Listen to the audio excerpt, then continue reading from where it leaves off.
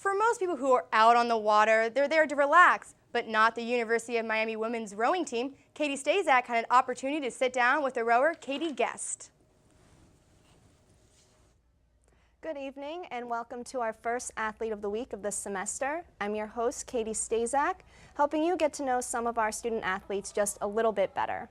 This week I'm joined by fellow Katie Guest of our rowing team. Katie, thanks for being with us today. Thanks for having me. So you definitely have a really interesting background, and I hear you're from a family of rowers. Tell us about that. Yes, I actually consider it a kind of a line of rowers, although it's a little bit disconnected.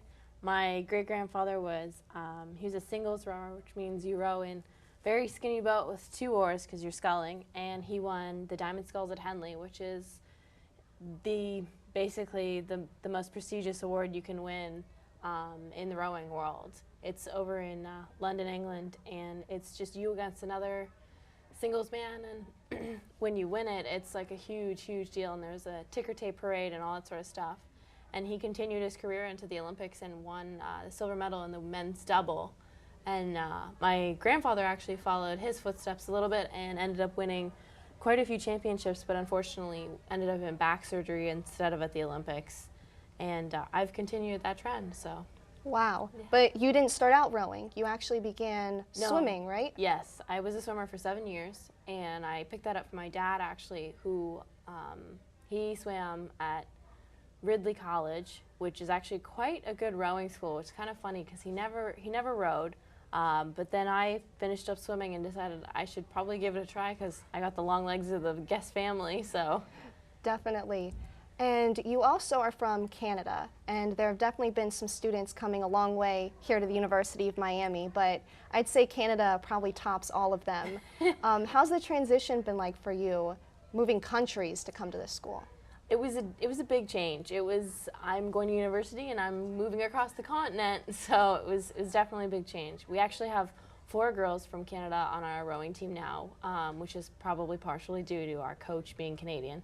He's from the East Coast, and I'm from Toronto originally. I was born on the West Coast in Vancouver, which is where 2 of our girls are from. They're actually from Victoria Island. But yep, rowing is a huge, huge deal in Canada, and it's very proper sport, which originated in Britain, and that's why I guess Canadians, picked it up and love it. And if you have an opportunity to go to the United States, the university programs offer something a little more intense and something a little different, especially if you want to keep rowing later after university. And this was a huge decision, but a great opportunity that was given to me. So. Well, rowing's definitely becoming a big part at this university. Yes. From what I've heard, the rowing team has probably the most rigorous schedule of all of the teams on campus. Tell me a little bit about your average work week on the team.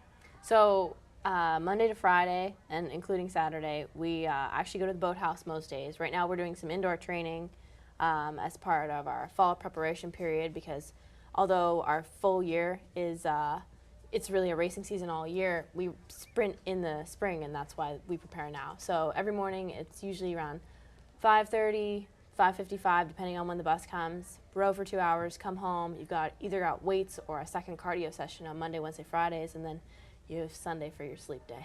Wow, so a lot of work being put in, but it's definitely paying off. Yes. Thank you so much, Katie, for being here today. That's it for Athlete of the Week this week, but check back next week for our latest edition.